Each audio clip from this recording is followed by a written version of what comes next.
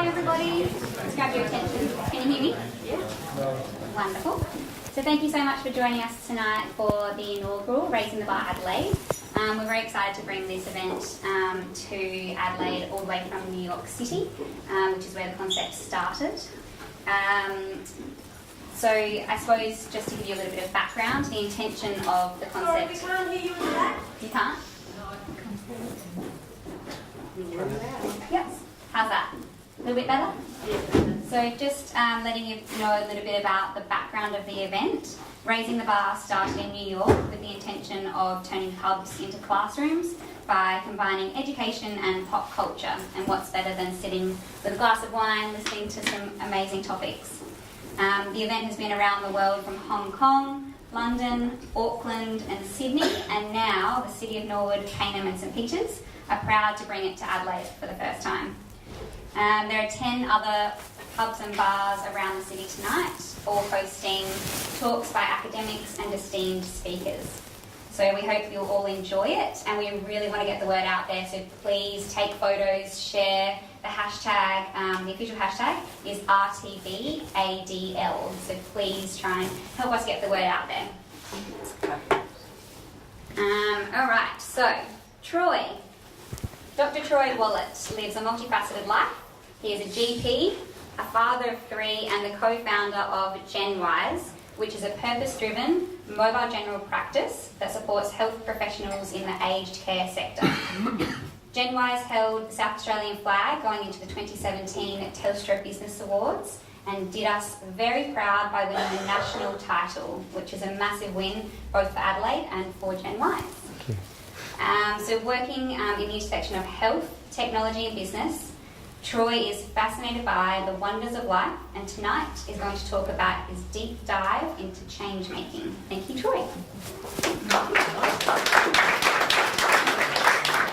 Thank you, Amelia.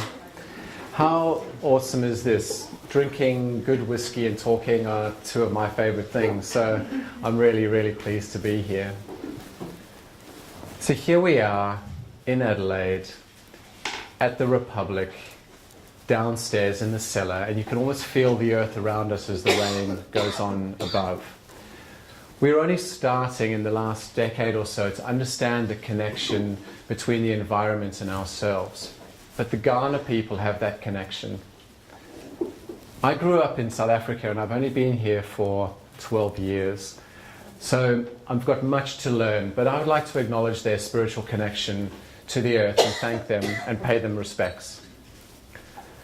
Hello, my name's Troy, and I'm astounded and really, really happy to be here. This is such an exciting event and so much fun.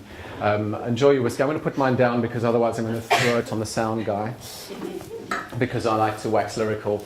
But as way of introduction, Amelia's really kind introduction. It sort of told you a bit about who I am and what I do. But a good introduction is to let you know and just tell you about my day. It'll give you a good idea of who I am. So I wake up at about 5:55 to the pitter-patter of 4-year-old feet, and James, my little boy, stands at the side of my bed and goes, "Dad, Dad, can we go to the living room?"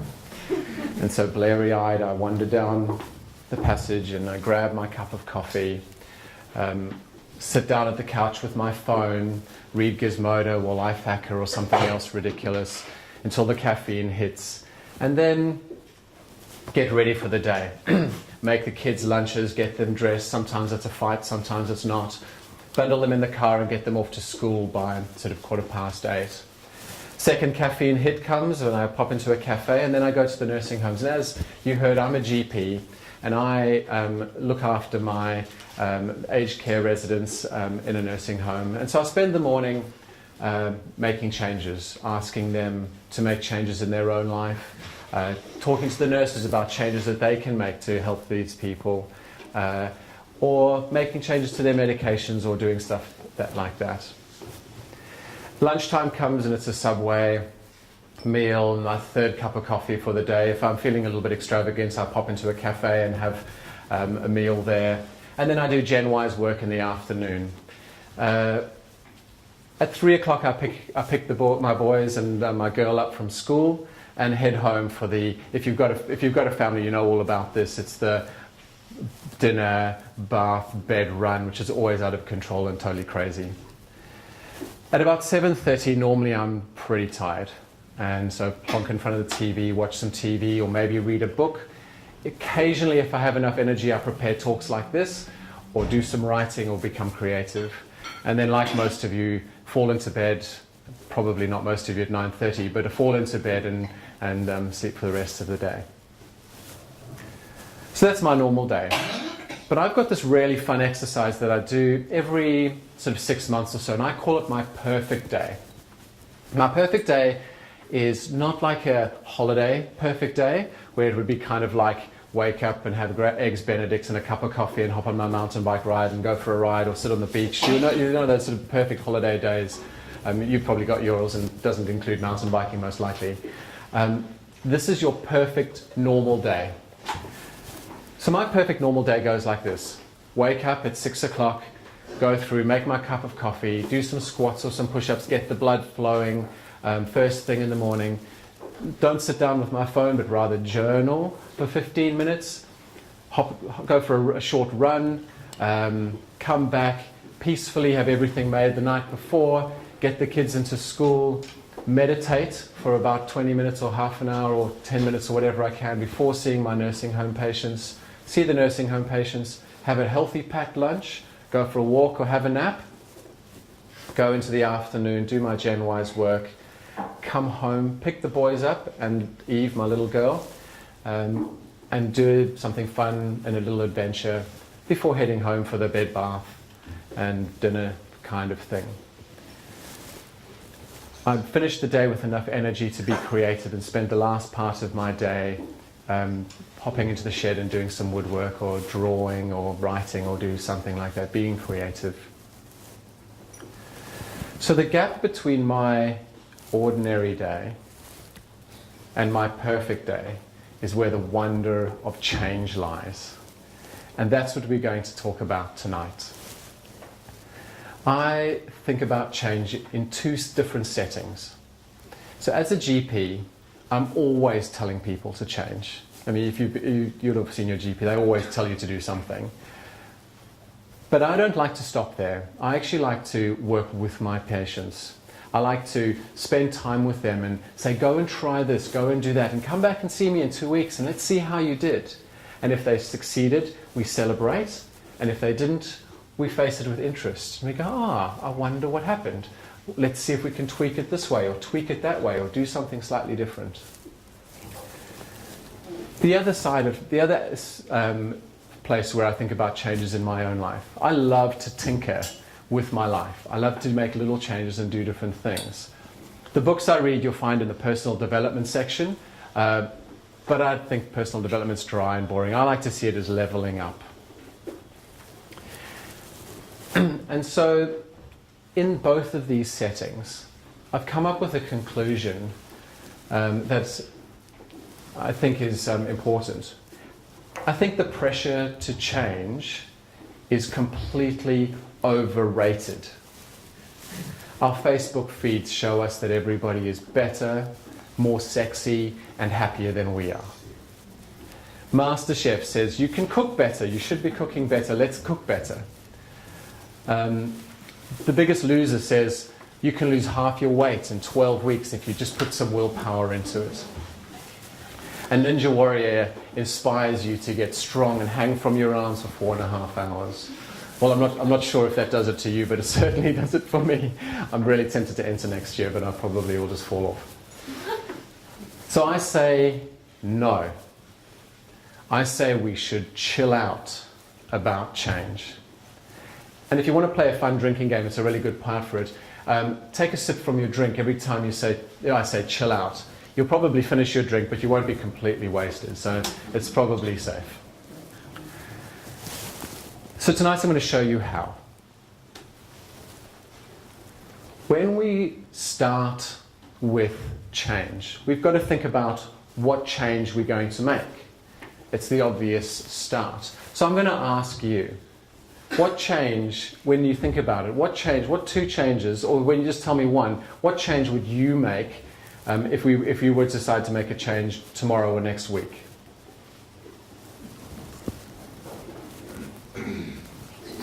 This was completely expected. I've got a turtle for the first person to tell me. What change? Who's going to be brave? Floss your teeth every night. Floss your teeth, that's a great one. Here we go.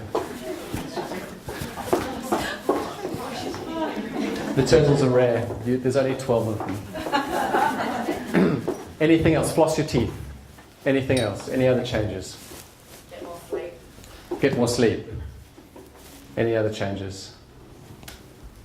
Manage money better. Manage money better. Fantastic. I'll stop there, otherwise I'm going to run out of turtles. Who said sleep? There we go. And there's yours. Thank you. So interestingly, I've been doing some research over the last couple of weeks, and I've asked people this, and I get very similar responses. The first one is, I don't know, kind of what happened here tonight, which was, not sure. I suspect tonight there was a little bit of, I'm not going to be the first person to talk, but that's really a common response that I've been getting, is not really sure. Other common responses that I've had are the weight loss one, the get fit, get strong, run a marathon in 3.5 hours, change my financial situation, and change my health, and those kind of things. And a lot of the time they are these big, broad goals. And before I get into them, I need to talk about this idea of a generous skeptic, because I'm going to be a little bit judgmental, and I'm going to be pushing into goals, and I'm going to be pushing into you. So if I wanted to be an artist, I would do my drawings and I'd get into art and I'd show my art to one of my friends. I'm not going to look at you because this is a negative thing. I show it to my friend and they go, "What are you doing? It's not even that good. And why are you going to be an artist? Like, you've got a great job, you've got a family to feed, you've got all this stuff. You know how hard it is to be an artist? What are you doing?" So I'm sort of going to the absurd here, and most of the time they won't be that blatant. But you can still get the idea of the negative kind of comments you get that sort of undermine what you're doing. So that's the one person. On the other side is your mum.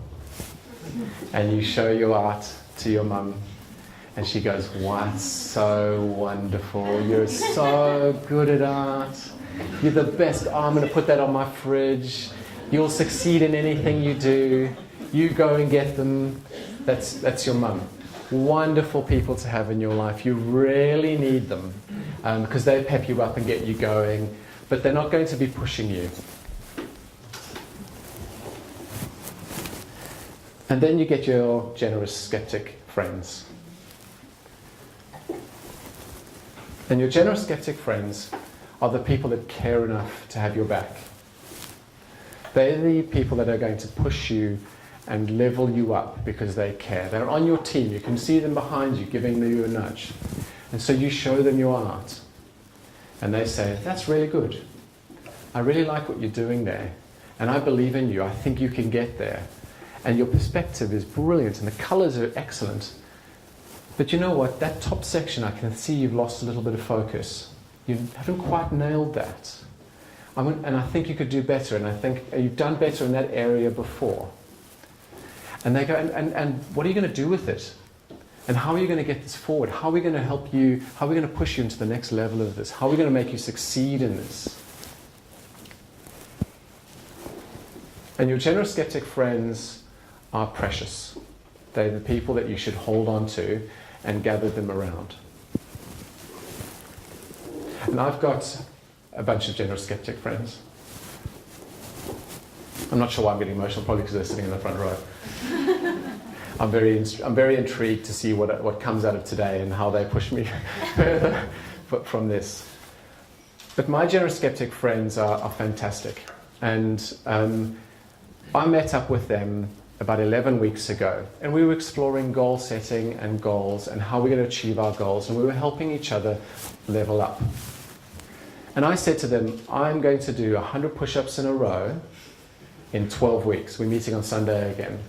And they were like, you go. Let's see you do this. And the reason why I brought it up is because I'm not a goal-orientated person. I tend to I either set them far too low and succeed too easily, or far too high, and then it gets me off the hooks because I don't have to get them.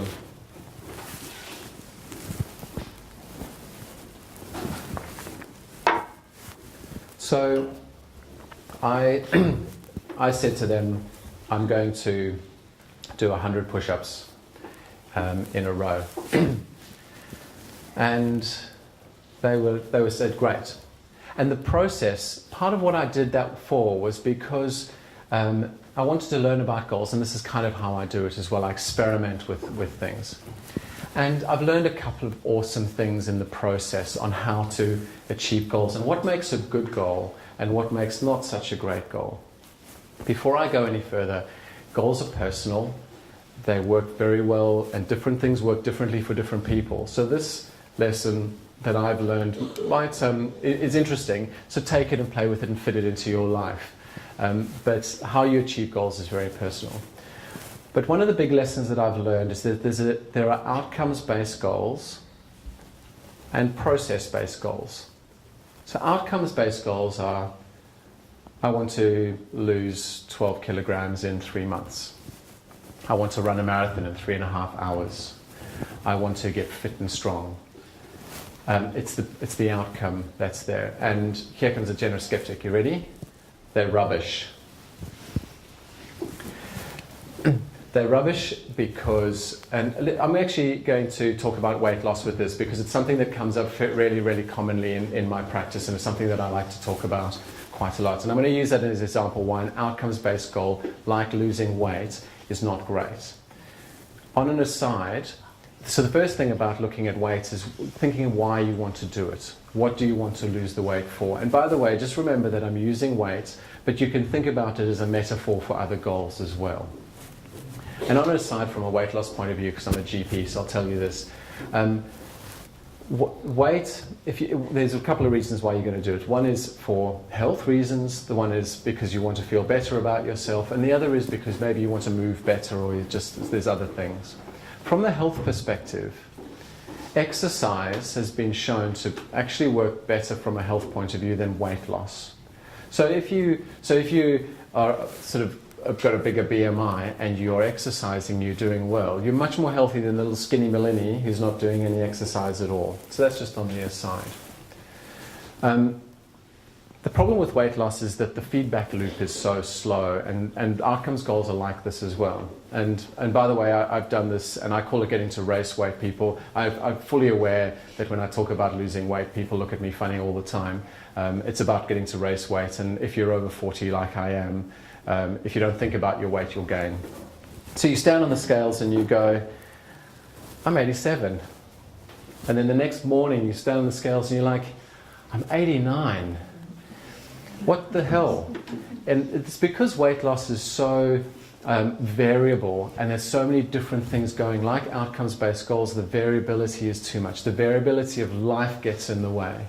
If you drink a glass of water and have a carbohydrate meal, because carbohydrates are stored in meal, you can gain 1 kilogram, even despite all the work you're doing towards your outcome-based goal. So the other aspect of weight loss that is important is that it doesn't take one change to lose weight. It takes 10. And so it's too hard. It's too hard to do too many things in one go. If you try and make 10 changes in your life, if you run a business or even a family or do anything, try and make 10 changes in any kind of situation, and everybody just revolts and goes crazy and goes all over the place and nothing happens. They push back and you end up doing nothing. It's the same in our own lives. And so if you're doing it correctly and you make one change, you're not going to achieve your goal. And every time you don't achieve your goal, you get disheartened and like, oh, what's going on? I'm sacrificing all this stuff and nothing's moving, nothing's shifting, because your outcome-based goal doesn't have a good feedback loop. So the idea is you change from your outcomes-based goal into process-based goals. Process-based goals, the feedback loop is much, much quicker. Process-based goals are measurable and easy to sort of see whether you're going. And they also pep you up. So say your outcomes-based goal is I'm going to run every day.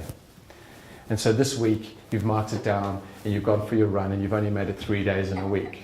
You say, what it does, instead of the weight loss goal, which makes, oh, what's going on? You go, okay, next week it's 4. And then after that it's 5. It brings you up and it motivates you. So it's a much better, the feedback loop is much, much better. So take your outcomes-based goals, because the goal is not the problem. I'm not judging the weight loss situation or the run a marathon. That's a great goal. It's just the nature of it that's the problem.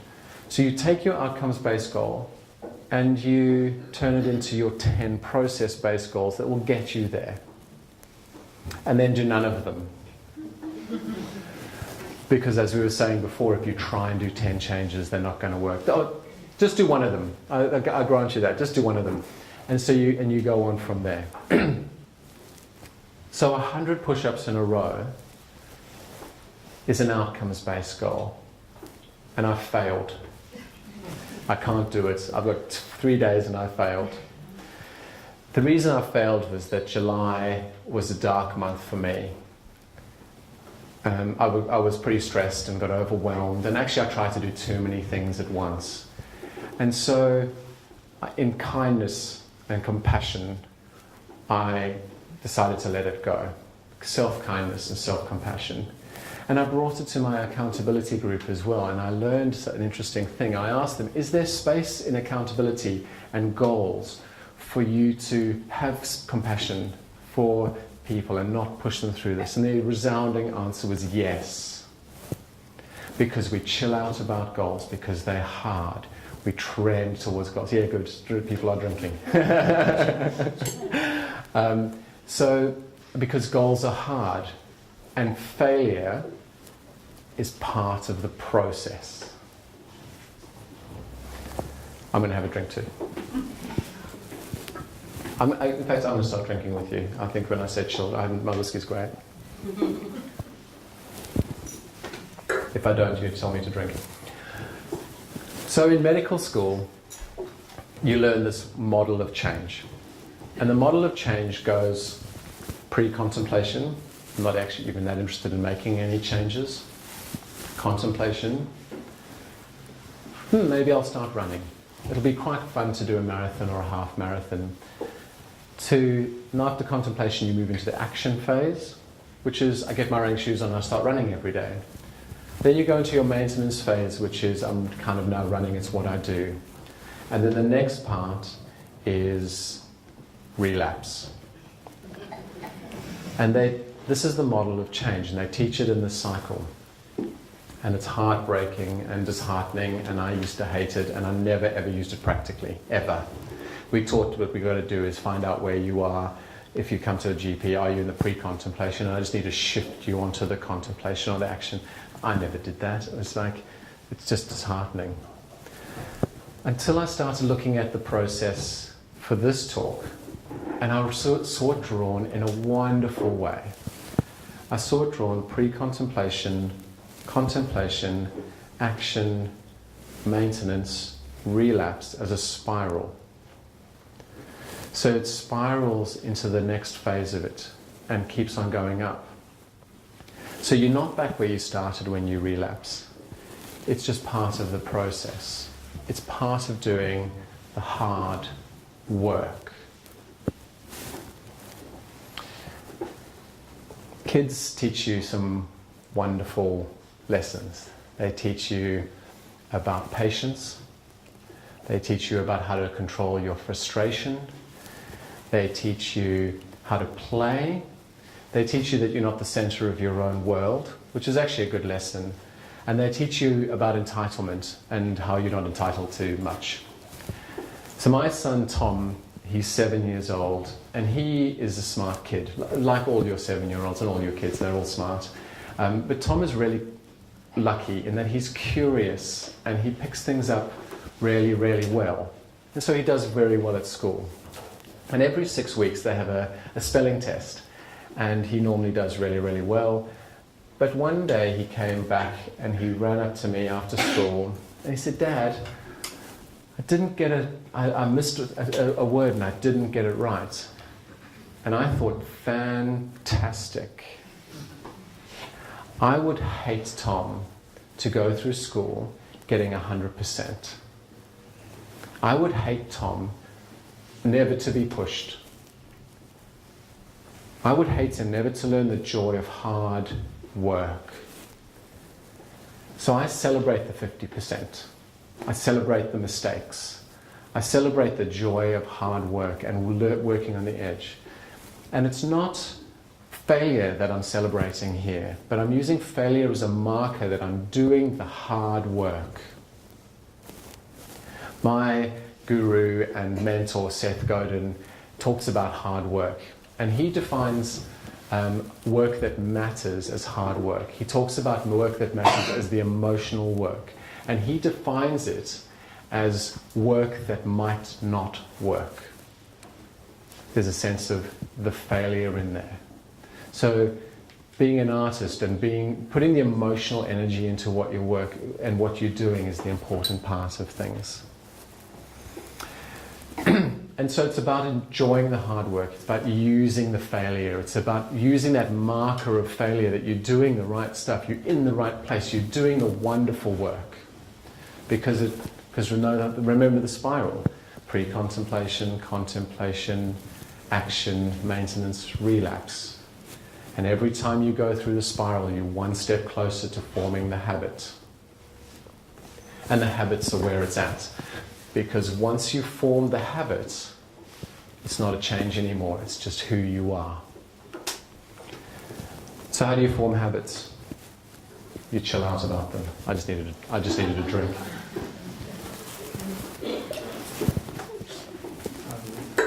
I'm going to double drink.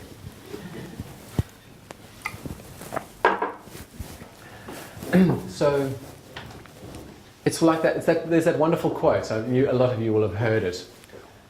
Watch your thoughts, because they become your words. Watch your words, because they become your actions. Watch your actions, because they become your habits. And watch your habits, because they become your character. We've spoken about thoughts in the pre-contemplation phase and the contemplation phase. We talked about our thoughts and embracing the failure and our self-talk. The words are our self-talk, what we tell ourselves about where we're going and how we're going to get there. But our words are also our accountability. So you bring your goals to your accountability, your generous skeptic friends, and you tell them about that, and you say, this is what I'm going to do, this is where I'm going to go, because that accountability can give you that little bit of a kick and get you moving. The actions we're going to talk a bit about now, and I'm going to give you a few tips on how you do the actions, because you want to develop the habits that give you a chilled out character. And sorry. Well done. My whiskey's great. I hope your drink is good too. So, let me get down to. I'll help you. Let me just talk about a little bit about those actions, and what we always think is that we need willpower to make the actions, but willpower doesn't work. Because habits are our automatic thinking, they are automatic processes, they are our automatic habits, automatic actions. And so what happens is when we need our willpower the most is when our habits kick in, because it's when we're tired and stressed and just not feeling great, that's when our habits kick in. And that's exactly when you just don't have the willpower to do anything.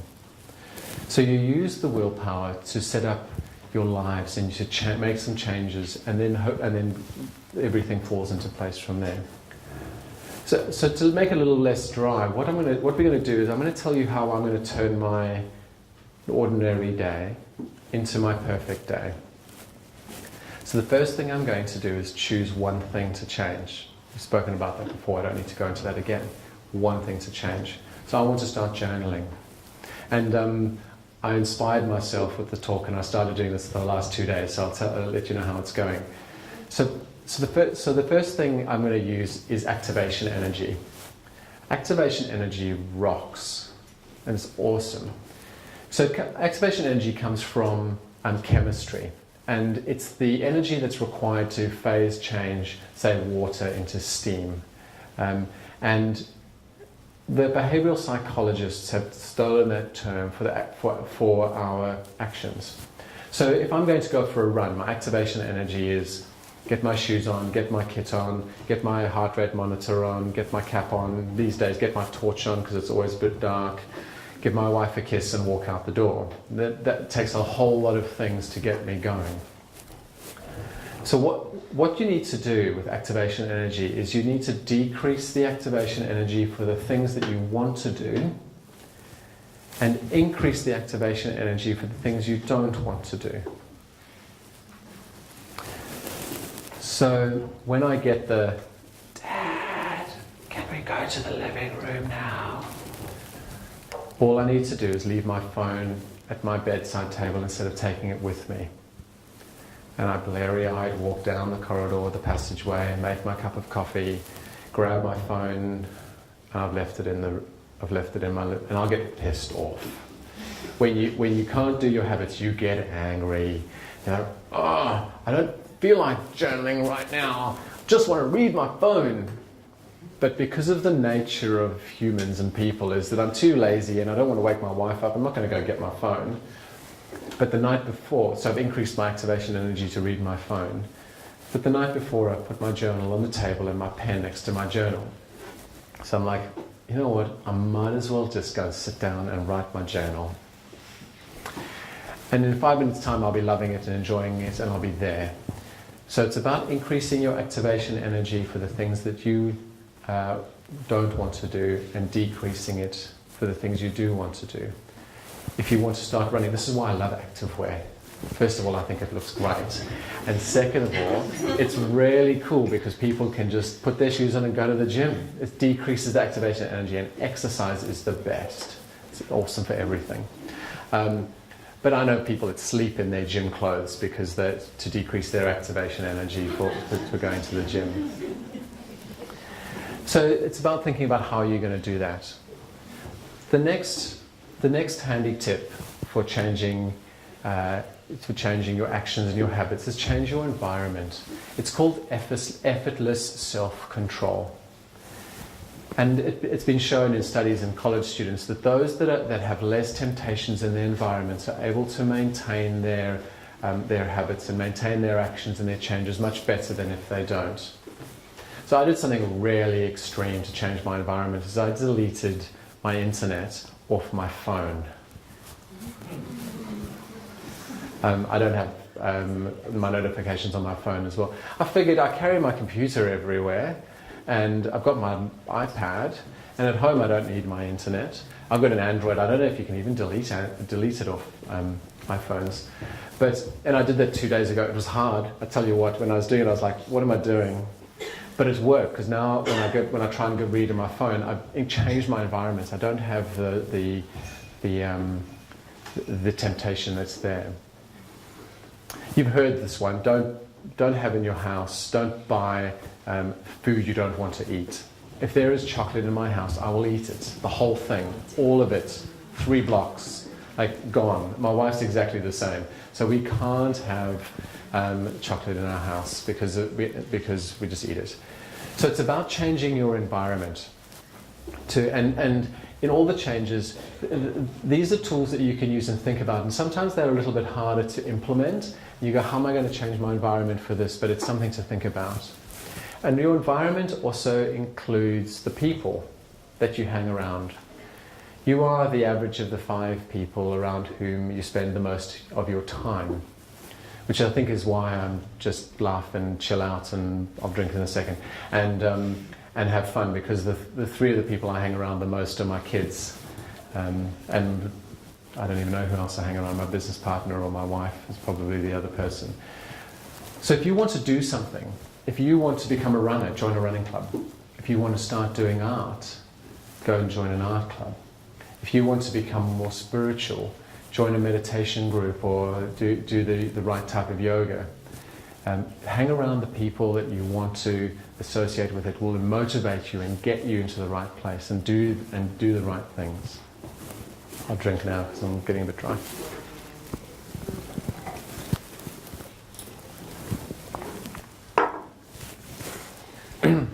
So when you can change your actions, they turn into habits. Our lives are like huge boulders. Our lives cycle. They go round and round and round. And our lives are changing all the time. And so remember that when your life changes, well, there's occasional watershed moments that we have in our lives where we move house, we get married, we do something that change jobs, etc. You're in a blank slate when that happens. Your habits have to form in the new place. And what we tend to do is we go, I'm in a new house, everything's a little bit stressful right now, it was a challenging move, it was a hard time, I'm just going to chill out, and on the way to my new job I'm going to have a cup of coffee and a cookie, and after, just to celebrate my new move and just to give myself a little bit of a pep because I'm in a new situation. And after 2 weeks you find yourself getting your cup of coffee and your cookie every single day, and it's now your habit. So take hold of these watershed moments in your life. When they come, take note of them and remember to build your habits around them. It works really, really well.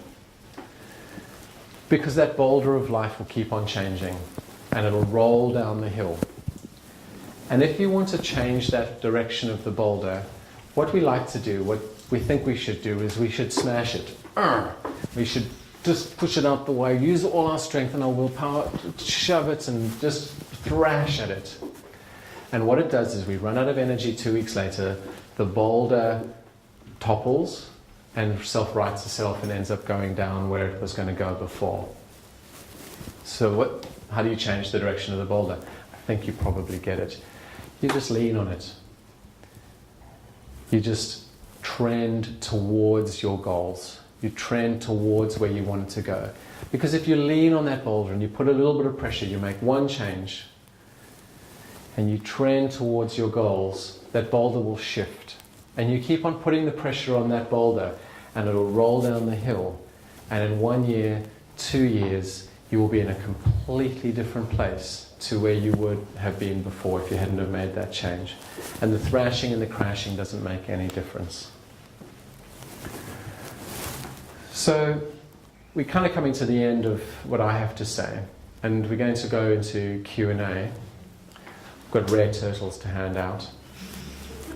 But I'm going to start by just asking you some questions, because I'm curious about what brought you here tonight, what intrigued you about, I guess what brought you here, and then what has touched you about what I would like to say. I'm asking you to be a generous skeptic. What points have you gone, oh yeah, that's a good one, and so I'm going to open it up to you, and then I'm going to be here and available for questions. So I'm very happy to answer questions. I don't even know what time it is. I've had some fun, but we can see how we go. Do you have the time? 7. Great. So we've got about 15 minutes or 20 minutes, and we can play that game. So what brought you here tonight, and what's touched you? Any thoughts and comments? And we're going to have a turtle. Yes. I can tell you what touched me. I think it's good to forgive yourself. You know, how you said you're going to make a mistake. You want to jog every day and you miss a few days. You can forgive yourself and just move on. And wonderful. So I'm sure lots of. So I appreciate that. Thank you. So the comment was forgiving yourself and being kind to yourself, and it's a lesson that's hard to learn. Any other thoughts? I mean, you can answer my question or you can ask your own questions in the back. Thanks very much. I appreciate that. It was very interesting. Two things that fascinated me. One was your description of the cycle that medicos are taking. Yes. Oh, thank you. I thought that was a bit depressing, really. It must have been for students, but as a practice to expect the relapse and then it goes down. So your idea of turning it into a spiral was positive. And I like the concept of the just leaning into the boulder. Thank you. Yeah, it's a very powerful image. And you're right, in a couple of years' time we're going in a whole different direction, but we haven't broken any bones doing it. No. Oh, that's a beautiful addition to that, to the analogy. The comment there was the spiral, turning the cycle into the spiral, and I think to me that was when I saw that, it was a big thing. And then very cleverly, the idea of adding to that analogy of the boulder and not breaking your bones on the boulder, and I love that. I'm going to use that. I'm going to steal it from you next time I give this talk. So, any other thoughts or questions? Yeah, something new for me was making the bad stuff harder and making the good stuff easier for yourself. And just trending very slowly in that way. Right. So for those that didn't hear it, the idea of making the bad stuff harder and the good stuff easier, the activation energy idea. When I heard about that one, I loved it as well. It's been very useful, and I've actually used that in some serious and some very hard situations with alcoholism. And alcoholism is huge and probably not the right place to be talking about it, but we can just celebrate it afterwards. And to make it a bit, I mean, I don't mean to bring it down, I have to think of something happy to say afterwards.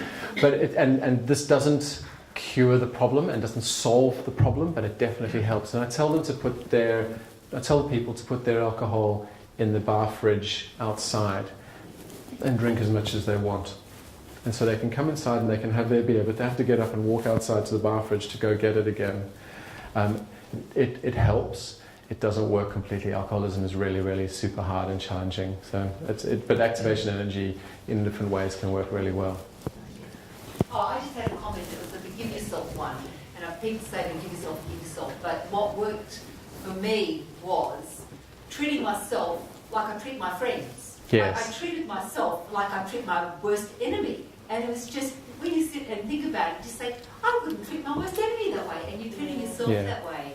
So for those that didn't hear it, being kind to yourself is really hard because we're our worst critics. And I had a friend of mine who did an exercise where she wrote herself a letter saying, "Dear boss," and it was like, "You don't treat me very well, and you're the worst boss ever." And she sent it to herself, and it was that whole idea. It's really hard. It's really hard. We're so hard on ourselves, and that self-kindness is something to learn. And if you want me to introduce you to somebody who's here, if you have a hard time with this, I will introduce you to somebody who can help you with self-kindness. Who wants a turtle? Any other questions? Oh, I didn't give you a turtle, sorry. I got all caught up. You can have one. I'm running out of turtles, so you better ask quickly. I haven't even heard your question, but I'm assuming it's going to be good.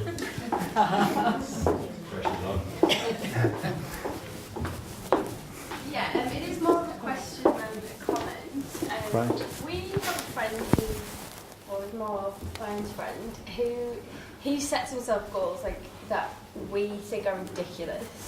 So he set recently, for example, he's decided he's going to do medicine. He hasn't got any qualifications for that. He's not had an interest in it. So as this, what did you say? Generous skeptic, yes. How? Because we're probably a bit harsh and have said that's ridiculous. You can't achieve that. How would you go about maybe supporting someone to make a change, but a change that is reasonable for them? Yeah, so that's awesome because we want to be generous skeptics, but sometimes we see our friends walking up cliffs. So there's much to unpack. The question for those that haven't sort of heard it properly is they've got a friend who sets themselves really, really high goals, and in this one in particular, it's going for medicine. And I guess being a generous skeptic isn't about being the mum. It's about supporting them, being on their side, and saying to them, what's going on here? And I mean, just having that frank, I would love somebody, people that say to me, what are you doing here? And I don't think you're optimizing for happiness here. Like, what are you optimizing for? We can't change our friends, and we shouldn't be trying to change other people, but we can be on their teammate. I like the analogy of the Tour de France, where the guys that are riding up the hill, I can't be that person. And when I say this to people in my patients as well, I can't ride up the hill for you, I can't push you, but I can be the guy in the car saying, go, go, go, go, go. So there's a couple of things here that strike me with this question is, go for it. Like, you should just go mad and go wild for medicine, if he's doing it for the right reason. So it's about unpacking the why. So if he was in my generous skeptic friends, we would be putting him at the top of the table and just unpacking that in a huge way. We would be going, that's awesome. If medicine is what you want to do, go for it. And then I would be saying, but don't half-heartedly go for it. And I've got lots of thoughts about how to get into medicine. You need to do the GAMSAT, you need to do all of these things. So you've got to go study and you've got to go do things and you've got to just smash it. But why are you doing this? Are you doing it for the money? Are you doing it because of the status? Are you doing it because you have a deep need to help people? Why are you doing it? So we'd unpack it in a big way. And doing it in a group is often a good way to do it. But also, then the other point is, if you see him walking off of this cliff, I mean, I guess it's about wondering what's your concern and why that concern is there. And here's not the place to sort of go into that. But it's also about examining yourself as well and going, I think it's crazy, but go boy. And unpacking where your thoughts come from as well. So there's lots and lots in that, and lots of being a generous skeptic. I mean, we're still learning how to do it in my group of friends. It's a hard thing because you find yourself being that negative person as well, don't you? And you find yourself being the mother person as well. And we're complex, awesome people, like we all are, and we fall into these different roles. And it's about learning and growing together. So I hope that you definitely deserved your turtle. I already have a turtle, so thank you very much for that. Okay. I'll have just 2 questions. In terms of then others, like loved ones or people close to you, if you see them, not necessarily heading off a cliff, but if you kind of see them undertaking behaviours which you know are self-sabotaging to what they want to achieve, how can you lead them to identify some of those process goals better? Yeah. If it's your wife, don't. My wife is out of control, and I was talking to her today, and she's like, I'm going to be the wife that doesn't do anything you tell everybody else to do. And I'll be like, yeah, you are. And she's also the person that goes and says, I've read this awesome article on Facebook. Have you heard about this guy called Seth Godin? And I'm like, oh, I've been talking to you about him for 2 years. Like, what are you talking about? So it is about your relationship with the person, and sometimes you can be too close. So, I mean, I'll just make it about Abby. I was trying to tell her to get to meditating, and so I just say to her, I'm here and I'll talk to you if you want me to, but you go and do your own thing. But of course, then when it gets, but she's not sort of doing something super crazy that's going to be unhealthy and terrible for her. So in that case, I think it becomes harder, and I don't really have a great answer because I haven't lived it, except for the intervention thing. And are you talking about someone that close, or are you sort of saying like a business partner who might be close but will listen to you? Is that something? No, within families. So. Yeah, families are super hard. You've got to get somebody else. I reckon. I don't know if anybody else have any other thoughts on that, but families are. I reckon families are the hardest people to influence, and I'm spot on. I'm just glad my wife is walking she's an amazing person, walking an amazing road. So, and she's inspiring. So I learn from her as much as she learns from me. But I don't think that. I think everyone laughed at me, so I think I'm right. I don't think you can influence your family very easily. You just wanted a turtle, didn't you, Penny? No. If you want to eat something, you have to ask Amelia. She's got gifts to give away too. It's not got minor thing, but with my job I travel a bit, and so I arrive at a place where I'm going to work, say, for a week or perhaps 2 weeks, and it's going to be my home for 2 weeks, just me. And I often feel terribly disorientated because I haven't got my coffee there, or I can't get out of bed and get my coffee, or I can't get out of bed and do the sort of exercise I want because it's not safe to do it. And so, in a way, that's my blank slate that you mentioned. But I haven't quite worked out, how to make it work. I mean, I end up actually feeling quite frustrated because I can't do the things which I guess are my habits. Your habits. So the question here, or the comment was, that's Penny. I know her name because she's my mother-in-law. How cool is that? Penny travels a lot and goes to different places for 2 weeks, and so ends up in a place where she doesn't have habits, and it's very disorientating. Which is, we've all seen it when we travel. And so I guess the question is, what would I do to? I know Penny well. I know she would have worked quite hard to sort it out. So, and you've all been there. We arrive at a place and where's my cafe? Where's my coffee? Normally in the morning I go for a run, but I can't run here because I'm terrified of where I am, etc.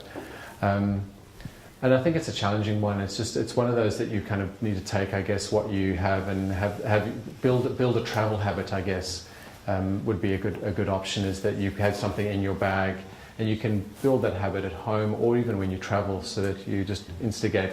When I get there, I have my no-dose tablets to get my caffeine up and do jumping jacks on the spot or whatever.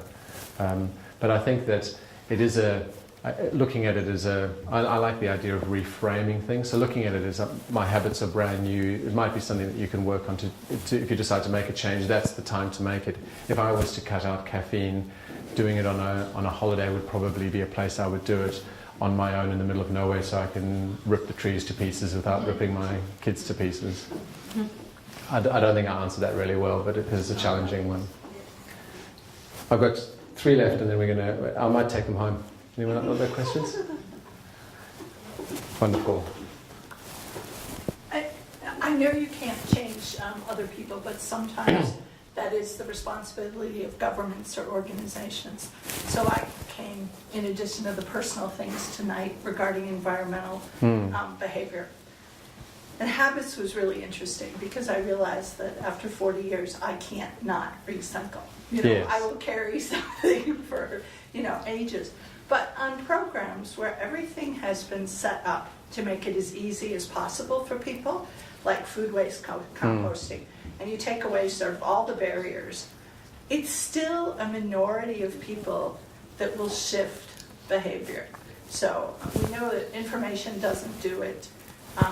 Making it as simple as possible, it really only appeals to sort of people so inclined or who have a certain, if you could call it even ethical basis. And I just wondered, in terms of something like that, where there's actually programs to shift people to be more sustainable, if you had any comments about that. Yes, I've got comments about everything. I'm very opinionated. I have strong opinions, loosely held, which is the key.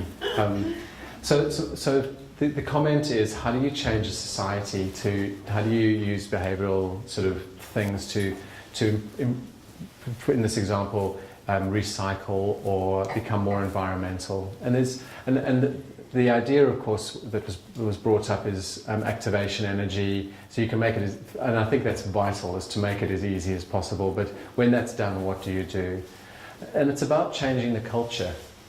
And I'm terrified of trying to change the culture. It's so big. But a couple of things that I do know is that we're very influenced by the people around us. And I'm sure you know the study where if you just you go down the road and you say 95% of the people in your neighbourhood recycle, people will start recycling because of that sort of pressure to change. But I also love the idea of the healthy cities as well. And I think that putting those kind of things into place can make a big difference, changing that environment kind of thing.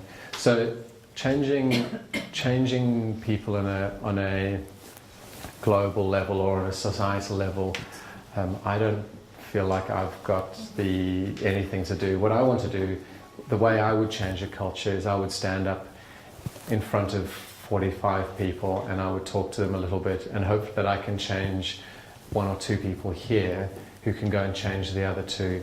And so that's how I would do it. I can't see the big picture very well, and I'm really glad that that's not something that I'm worried about too much.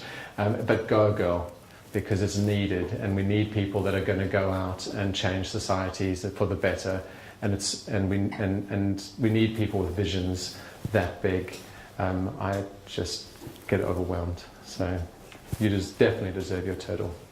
And I'm sorry I didn't have a great idea. Here we go. Doesn't that come back a little bit to accepting that you're saying you're trying to change a huge amount of things at once? I've got one. I'm happy with one.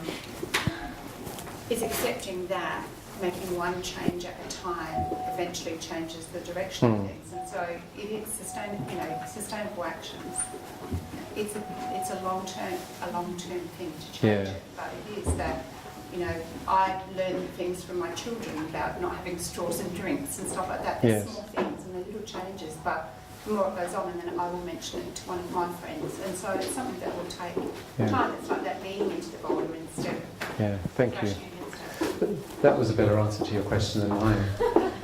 So for those that didn't hear, the answer to the question was, on a societal level, it's the same. Is you lean into the boulder, and it's going to be small, slow changes. And thank you for echoing the learning from your kids, because you do learn lots of things, and the not having straws. And my kids get cross with me when I do environmentally nasty things, like by mistake throw a plastic piece of thing in the wrong bin, then my kids go crazy. Dad, it's the yellow bin, not the red bin. What are you doing? So I think that's the key. Society's probably just changed slower than we do, but it's frustrating because we want it to happen today. But, yes. My query was about how you turn your internet off and not.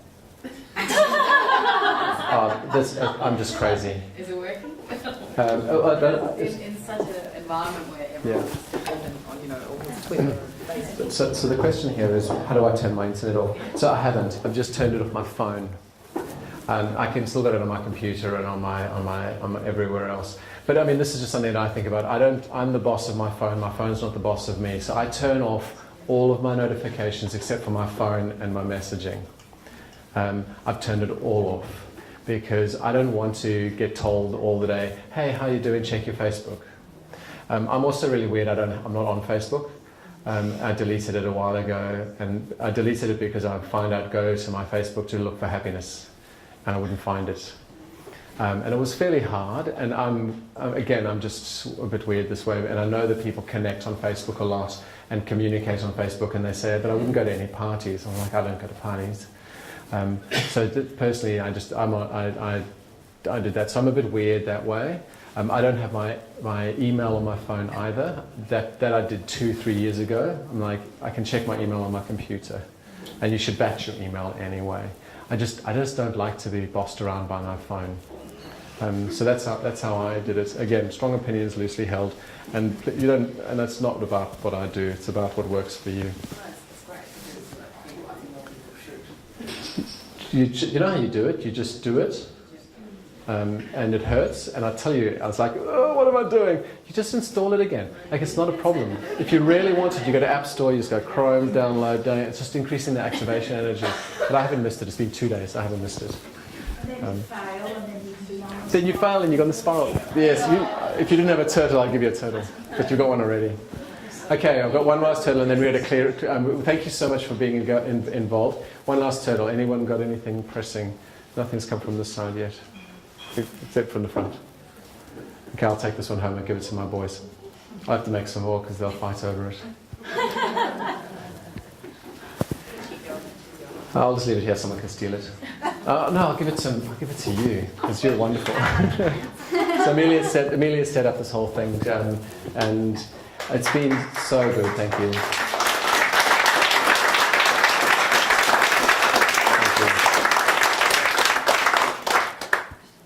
Go and chill out, have fun.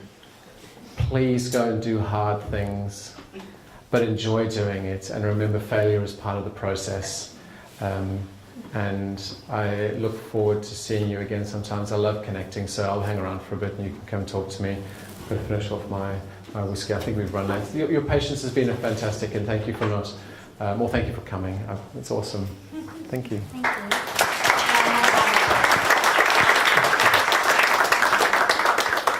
Ray, this is a bottle of wine Oh, for thank you. which has been donated by one of our local sellers, Selena Estate. So thank you for that. And I did have some giveaways for the best questions. Maybe I'll just let you hand those out to. They don't compare to your gorgeous little turtles, but you can do that. But thank you everyone for coming. We do have another talk happening here at 8:30. Which is Nick Faulkner talking about what's so smart about a smart city, which will be a really interesting one as well. And then upstairs is Andrew Lowe talking about having your cake and eating it too, which sounds fun as well. So thank you everyone. Feel free to stay in here and have a drink and get some food. Otherwise you can head upstairs and come back down. But thanks, and again, please spread the word about this event. I hope to keep it going. Thank you.